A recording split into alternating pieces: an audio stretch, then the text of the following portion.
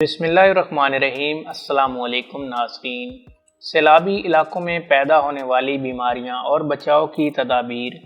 پاکستانی تاریخ کے بدترین سیلاب نے جہاں ملک کے طول و عرض میں لاکھوں لوگوں کو بے گھر کیا ہے، وہیں انہیں صاف پانی، غذا اور صحت مند ماحول سے بھی محروم کر دیا ہے، جس کے سبب جہاں متاثرین سیلاب کی بڑی تعداد مختلف بیماریوں کا شکار ہو رہی ہے، وہیں عالمی اداروں کی جانب سے وبائی امراض کے پھوٹ پڑنے کا خدشہ بھی ظاہر کیا جا رہا ہے۔ اقوام متحدہ نے حالیہ دنوں میں سیلاب سے متاثرہ علاقوں میں کولرا کے کیسز رپورٹ کرنے کے ساتھ ساتھ آلودہ پانی سے پیدا ہونے والی بیماریوں بشمول ٹائیفائڈ بخار، ہیپاٹائٹس اے اور ای اور مچھر کے کاٹنے سے پیدا ہونے والی بیماریوں ملیریا اور ڈینگی کی وبائی صورت اختیار کر جانے کا خدشہ ظاہر کیا ہے۔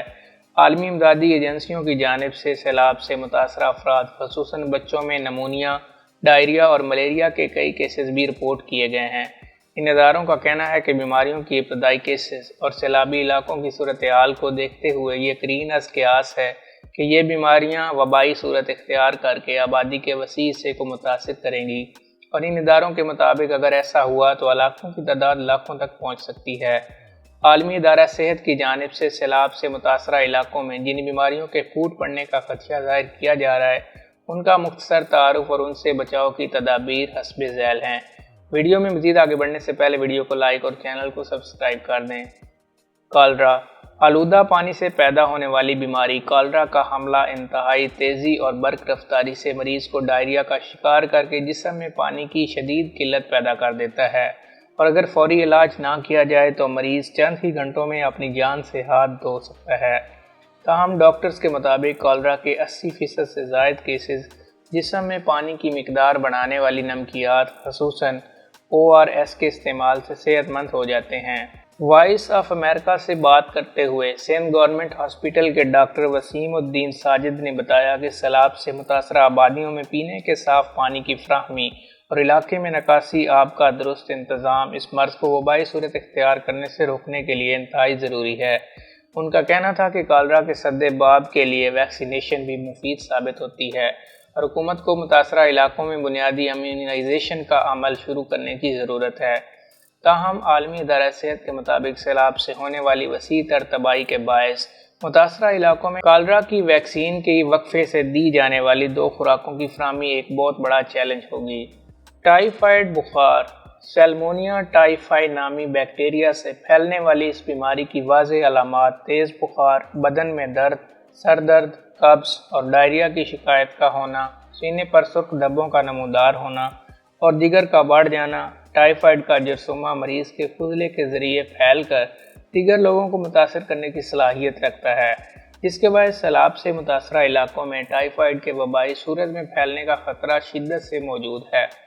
اندرون سندھ کے شہر خیرپور میں ایک غیر سرکاری تنظیم کے تحت سیلاب زدگان کے لیے قائم کردہ طبی کیمپ میں خدمات انجام دینے والی لیڈی ڈاکٹر لبنہ سلیم نے وائس آف امریکہ کو بتایا کہ ان کے کیمپ میں لائے جانے والے بیشتر مریض خصوصاً بچے ٹائیفائڈ اور اسی قبیل کی دیگر بیماریوں کا شکار ہوتے ہیں، جن کا علاج ان کے مطابق امدادی کیمپوں میں دستیاب اینٹی بایوٹکس کے ذریعے کیا جا رہا ہے۔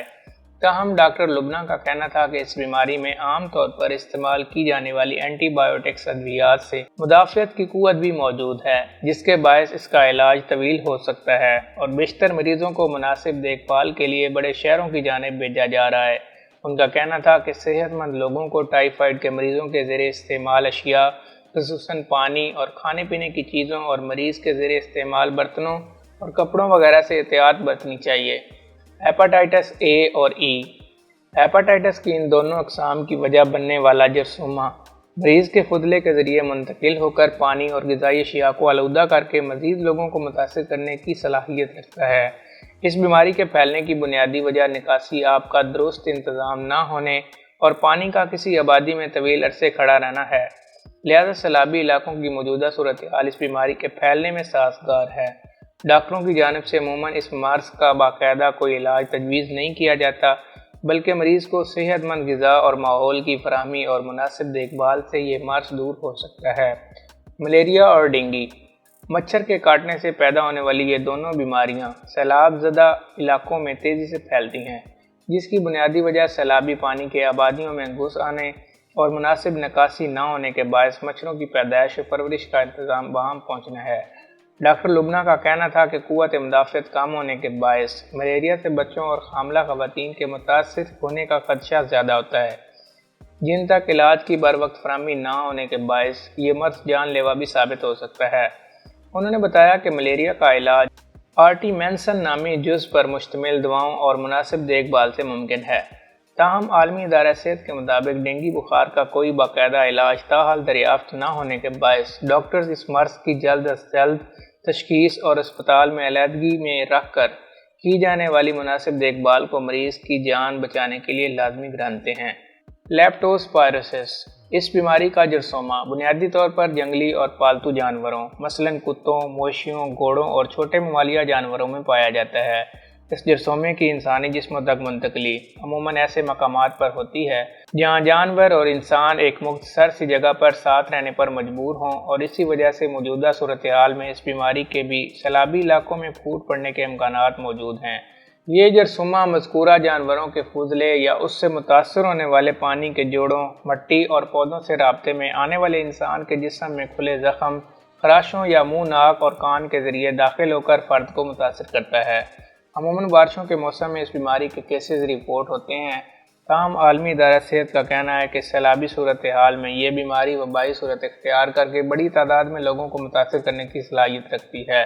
اس بیماری کے علاج کے لیے فوری طور پر ماہر ڈاکٹر سے رجوع اور اسپتال تک رسائی لازمی قرار دی جاتی ہے، اور ان میں تاخیر سے مریض کی جان بھی جا سکتی ہے۔ تو دوستو، یہ تھی ہماری آج کی مختصر سی ویڈیو۔ اگر ویڈیو پسند آئے تو ویڈیو کو لائک اور چینل کو سبسکرائب کر دیں۔ شکریہ۔